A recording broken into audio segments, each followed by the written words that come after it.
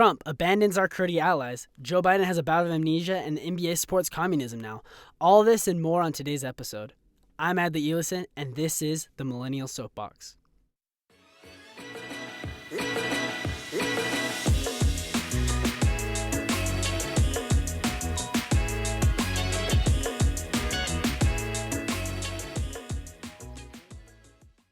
Now, we have a lot to get to today, but first, I just want to give you guys an update on the Democratic polls. Currently, Joe Biden is sitting in first place at 26%. Elizabeth Warren is sitting at 23%. And then Bernie Sanders, as we predicted last week in the episode, his health scare with the heart attack most definitely hurt him in the polls. He's dropped from second place now into third place, and he's polling at 16% at the current moment. There's a tie for fourth place with Pete Buttigieg and Kamala Harris at 4%. And then there's a four-way tie for fourth place at 2% with Andrew Yang, Beto O'Rourke, Amy Klobuchar, and Cory Booker. All of these candidates mentioned have all qualified for the Democratic debate later on this month. So we'll be looking forward to hear from them and see what we can glean from the information they give us on the debate. But this news cycle, my friends, was not kind to me. I have been pretty fired up all week about a couple of different things I want to talk to you guys about. So here we go. So the first thing I want to talk to you guys about is the fact that Trump is pulling out of Syria. He's pulling almost all of our troops out of Syria. The problem with this being is he is abandoning our Kurdish allies. Now, the Kurds, they are an ethnic group. They live in northern Syria, Iraq, Iran, eastern part of Turkey, right?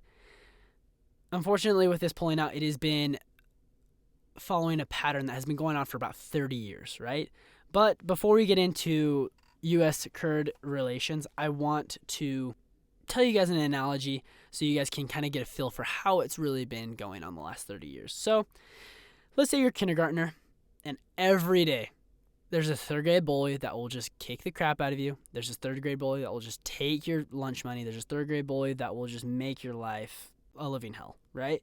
Well, along comes this fifth grader and he says, hey, you know what? Like, that third grader, he's picking on you. That's not right. We got your back. Next time he picks on you, just retaliate and we'll be there for you. Like, punch him in the nose or something like that and we'll be there for you, right? So the kindergartner's like, yeah, all right. You know what? I'm not going to get picked on. Maybe I'll keep my lunch money. This is great, right? So next time third grade bully comes out, kindergartner says, hey, I'm not scared of you, punches him in the nose, turns around to find that the fifth grader isn't there anymore. Well, that's kind of awkward, isn't it? Obviously, the kindergartner are the Kurds. The third grade bully, it's changed over the years. It's been Iraq, Turkey, Saddam Hussein, etc. Fifth grader, it's been the USA.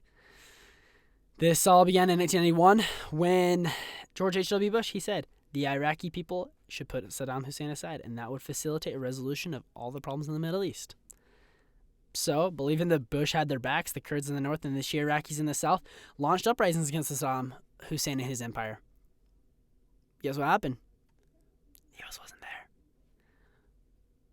Kind of awkward, huh? All right, 2003, we used Saddam Hussein's attacks on the Kurds as an excuse to invade Iraq and attempt to overthrow him. So, we went in, helped him out, right? Great. 2007, the Ba'athist insurgency, which the Kurds helped us force out. Bush began to withdraw the troops, leaving the Kurds behind. In 2011, after Al-Qaeda had taken over Iraq, we drove them out, Kurds helping us. Obama then withdrew all troops, leaving the Kurds again. Then in 2014, ISIS rose up. We drove them back out with the Kurds' help, and now we are pulling out our troops again, leaving them to fend for themselves. This was reported in the Wall Street Journal. The article titled "Kurds on Border Prepare for a Fight." This is by Isabel Coles over the Wall Street Journal. She was interviewing a woman named Ibitsam al-Subi, who is a Kurd woman living on the Syrian-Turkish border. The U.S. troops had left in anticipation for the Turks to come in and take over the Kurdish-controlled part of Syria.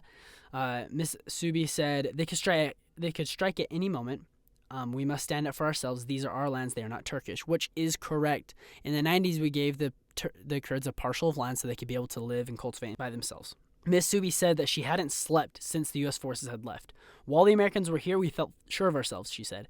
Now, frankly, we are afraid. Now, to illustrate to you guys how bad of a decision this is, and for those of you that can't that don't want to or can't understand this point right here, I'm going to explain it to you. Mitch McConnell, who is the majority leader, the Republican majority leader in the Senate, Mitt Romney, the senator from Utah, and Lindsey Graham, the representative from South Carolina, are all on the same side on this issue. That's how bad of a decision this is. Mitch McConnell, Mitt Romney, and Lindsey Graham never agree on anything. Hardly ever. They're all Republicans and they never agree. That's how bad of a decision this is. Mitch McConnell, he quoted saying, "A precipitous withdrawal of U.S. forces from Syria would only benefit Russia, Iran, and the Assad regime." That is a very important point. I'm going to bring that up later in the show. Mitt Romney tweeted out, "Reports indicate Turkey is predictably attacking the Kurdish allies we abandoned. It's a tragic loss of life among friends shamefully betrayed. We can only hope the president's decision does not lead to even greater loss of life and a resurgence of ISIS." Now, I'm not a big fan of Mitt Romney. I know a lot of people will say, wait, why don't you like Mitt Romney? He's Mormon, you're Mormon. Like, why not, all right? No, that is a lie. There's a lot of Mormons I don't like. Mitt Romney is one of those. I don't really care for Mitt Romney that much. And that's also telling about how bad this of a decision this is, because I don't even like the guy and I agree with him. Now, Trump is responding on Twitter to these criticisms, saying the United States has spent $8 trillion fighting and policing in the Middle East. Thousands of our great soldiers have died or been badly wounded. Millions of people have died on the other side. Now he hits the caps lock button and he says, "Going into the Middle East is the worst decision ever made in the history of our country." Now he gets off the cap locks. He says, "We went to war under a false and now disproven premise. Weapons of mass destruction. There were none. We are slowly and carefully bringing our great soldiers and military home. Our focus is on the big picture. The U.S. is greater than ever before." Oh my goodness. Trumpy boy. Do me a favor, go sit in the corner. Yeah, cone of shame on your head. Let's go. President, you have done so many good things in this country. So many good things. Unemployment rate is at the lowest it's ever been measured in the history of the United States. The economy is at its all-time high right now. Business is booming. But President, your foreign policy is terrible. You get buddy-buddy with Kim Jong-un in North Korea. You pull out of the TPP, which is going to leave China out into the cold. And now you're pulling out of Syria and leaving our Kurd allies to fend for themselves. Apart from that, let's go back into this tweet. It says, "Going into the Middle East is the worst decision ever made in the history of our country." Okay, so after 9/11, what are we supposed to do, President Trump? Sit on our hands? Man, you say that you're going to end the war, or end wars, or end these endless wars that are in Middle East. You know who else said that? President Barack Hussein Obama said that as well. And guess what happened when we pulled those troops out of Iran and Iraq? ISIS rose up and we had to go back in. Now, regardless of where you are on the political scale, there is one thing in foreign policy that has always been proven to be a timeless classic. It has been always correct. This is that where America has troops, things improve. World War I, the Allies were getting their butts kicked. They were getting driven back. America comes in, and we won the war. World War II, France fell in 30 days. The Germans went around the Maginot Line in Belgium and went through, conquered everything in 30 days. Britain was fighting both the Japanese, the Italians, and the Germans all by themselves. And guess who had to come to the rescue? The United States. Obviously, Pearl Harbor brought us into it, but where the American troops were, it got better. Vietnam and Korea, same thing. Communism was trying to take over. The communists were trying to take over. U.S. sent in troops, and they weren't the most popular wars by any stretch of the imagination. But conditions improved. Government improved when we put our troops into there. The same thing has happened in the Middle East. Now, according to most reports, we only had 50 troops on that border, on the Turkey-Syrian border with the Kurds. Now, 50 troops is not enough to withstand the Turkish army, as amazing as American troops are. But that deterrence tactic worked. Having 50 troops there, because Turkey knows that if they cross that border and they hurt any one of those 50 American troops, there will be hell to pay once Donald Trump hears about it. Whether it be economic sanctions, whether it be military action, they would pay for that. But that deterrence works. We only had to have 50 troops there. Now, going back to what Mitch McConnell said, he said withdrawal of U.S. forces from Syria would only benefit Russia, Iran, and the Assad regime. That is completely true because Russia is backing Turkey, they're backing Iran, and they're backing Bashar Assad. So that helps them out. With Turkey, it gives them excuse to go ahead and kill Kurd nationalists. It gives Bashar Assad to go and kill Kurd nationalists because the Kurds are currently in revolt against the Bashar Assad's regime in Syria, and it gives Iran also a premise to be in Syria killing Kurds as well because their ethnicities don't mix. They don't like each other. Now, President Trump, the best thing we can do behind this and the solution to this problem is don't abandon our allies. This makes it look so bad on a global scale to all of the rest of our allies. Because, I mean, we're pulling out and we're leaving the Kurds behind. What does that say to all of the other allies that we have? What does that say to France? What does that say to Britain? What does it say to Australia? What does that say to Canada? What does it say to Mexico? What does that say to all of the other people that have sent soldiers to the Middle East? Are we going to leave them as well when it benefits us? That just makes us look really, really bad. So the United States, we need to stand by our guns, and we need to stand by our allies, and we need to get the job done. Because quite frankly, ISIS isn't defeated. There are still fighters, and they're going to come back if we pull out. Now, segueing into the second part of the show, good old Joe Biden was in New Hampshire this last week, drumming up support, doing town halls, doing meetings, just trying to get a feel for the citizens of New Hampshire. And while he's in New Hampshire, Joe Biden was going through the line, shaking hands, kissing babies, doing the whole shtick. He was quoted and heard saying, "The greatest thing about Barack and me, we had no scandals."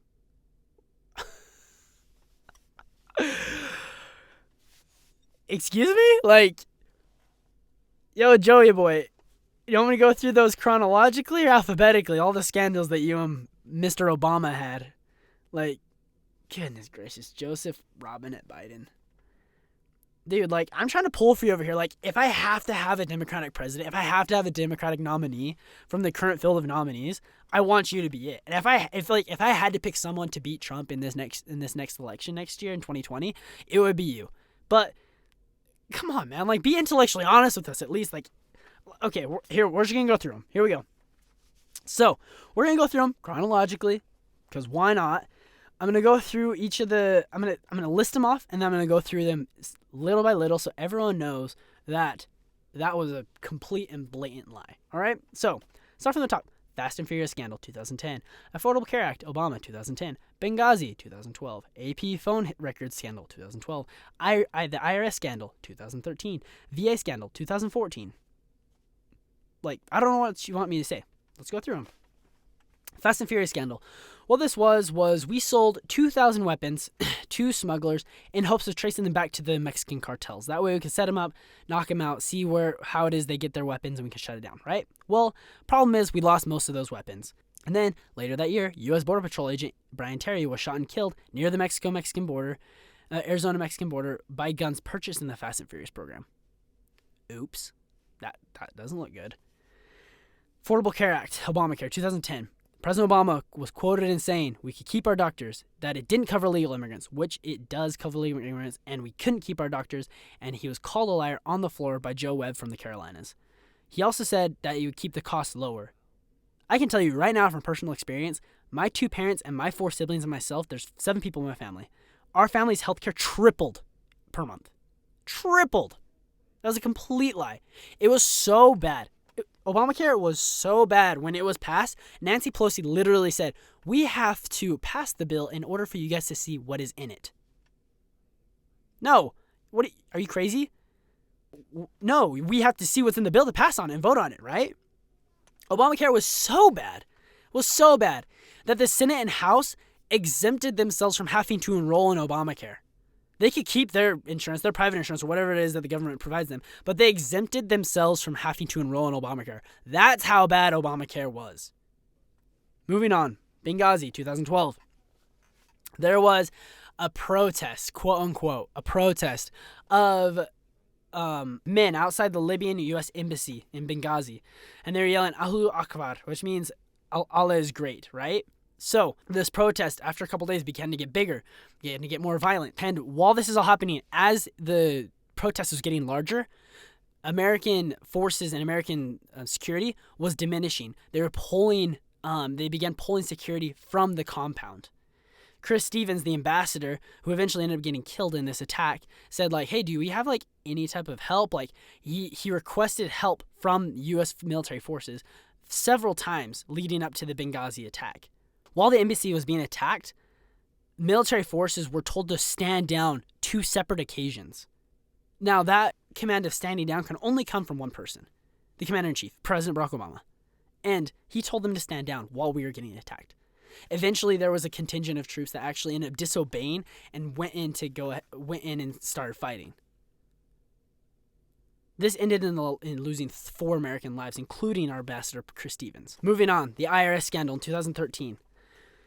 In order for you guys to understand this one, I'm going to explain something really quick to you guys about tax code. Exciting, I know. So, the Internal Revenue Service. Those are the guys we pay our taxes to. They're the ones that facilitate tax codes. They're the ones that facilitate taxing, just in general. Now, when a nonprofit wants to receive a nonprofit tax code or tax-free status, they have to apply under what is called a 501c tax code. This includes a lot of nonprofit organizations. It includes a lot of churches, that sort of thing. So the scandal was that the conservative nonprofits were being denied 501c status while the liberal ones were being rushed in and passed. It got so bad that it got to the point where some reports said that there was 100 liberal nonprofits that were passed for every one conservative nonprofit. That's how bad that was. Moving on, the VA scandal. This was in 2014. So Obama was notorious for not being friendly with the military. He cut spending in the military, which led to the VA, the Veterans Association, to not have enough resources to care for aging Vietnam veterans and also recent Middle East veterans. Several vets ended up dying on the waiting list, waiting for care because there's not enough sources to go around. I mean, if that's not scandal, I don't know what is. You know, like that blood is literally on your hands. The solution for this, honestly, Joe Biden, be intellectually honest, man. I mean, do one of 3 things. Either don't bring up the scandals. 2, admit them and apologize, which I would not in a million years prescribe because that would be political suicide. Or 3, double down. I mean, you have the media on your side. Like you say, like, yeah, those things happen, but hey, what the heck, you know? Because the media's on your side. They're not gonna crucify you for that. You're not gonna win a Republican, so you might as well just like admit it and double down on it, you know, like own it. Now, to close out today's episode, like I said, we're gonna do a fun fact with Adley, right? So here we go, fun facts with Adley. So before I tell you this fact, I need you guys to remember one very important event that happened in 2016, all right? This being the NBA, when they were selecting where they were going to have their All-Star weekend, boycotted North Carolina because state law there prohibits transgender individuals from using bathrooms of their choice because the law requires them to go to the bathroom that is assigned to them. So if you're a boy, you have to go into the little boys' room. If you're a girl, you have to go into the little girls' room. There's no crossing, all right? So, NBA boycotted that, right? So, for the past couple of weeks, the NBA has been having games in China. That's kind of like their Chinese like expansion program, right? And during this time, because there's been so many cameras, Hong Kong has been having protesters protesting for democracy because China is notoriously communist, right? So, while over there, the Houston Rockets GM, he tweeted, "Fight for freedom, stand for Hong Kong." Right? That's pretty decent. Like, obviously, that's an American sentiment. Like, fight for freedom, stand with Hong Kong. Stand with the people that are fighting for democracy, right? Well, China, in true communist fashion, suspends all Rockets games for being aired on TV and removes their logo from the China NBA website. Right? I mean, it's censorship. That's a classic of communist regimes. The crazy thing was this. The NBA up and apologizes to China for the GM's comments. Are you out of your ever-living mind? That's preposterous. I mean, China has been disappearing democratic foes since the dawn of their communistic regime, and we're apologizing to them because an American GM, supports democracy. I suppose the NBA cares about the almighty dollar more than human rights. I mean, this is ridiculous. Ridiculous. The NBA itself is a capitalist machine. The reason why the NBA exists is because of capitalism. The reason the NBA exists is because of democracy. And you're going to up and apologize to a communist regime because capitalism isn't a good thing? Or because one of your GMs says that democracy is a good thing? That's ridiculous. Ridiculous. And the NBA, if they would have said, you know what, yeah, we stand behind the GM, we stand behind this GM's tweet. We support democracy, we support capitalism. I promise you there would have been another country that would have come up and said, you know what, we respect that. There's always going to be a market. There's people always that have money that are going to want to spend it. And if China doesn't want to spend it, then it's going to come from somewhere else. And I promise you there would have been something else. But no, they had to back down, not have a spine, and I essentially promote communist ideology. Now, I'm going to step off my soapbox for the week. Remember, in 2 weeks, my good friend Cosette Clark from the Salty Circus and myself will be recording together. We have a fantastic show planned out for you guys. If you have any topics you'd like to discuss, please email me at millennialsoapboxpodcast@gmail.com.